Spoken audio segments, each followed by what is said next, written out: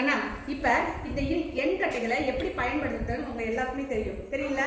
இப்ப இந்த எண் கட்டைகளை பயன்படுத்தி எப்படி கூட்டல் கணக்கு செய்யறதுன்னு சொல்லி பார்க்கலாம். இப்ப நான் 2 எண் கட்டைகள் எடுத்திருக்கேன், சரியா?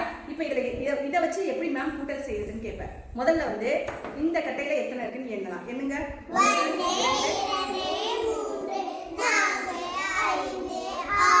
இப்ப நான் என்ன போறேன், 6 எழுத போறேன், சரிங்களா? 6 எழுதிட்டு கூட்டல் சிம்பல் போட்டுக்கணும். அதுக்கப்புறம் இதுல எத்தனை இருக்குன்னு என்னங்க? 4 போட்டாச்சு.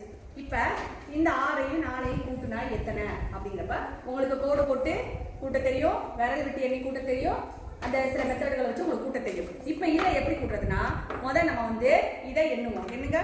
1 2 3 4 5 6. இதுல 6 இருக்கு.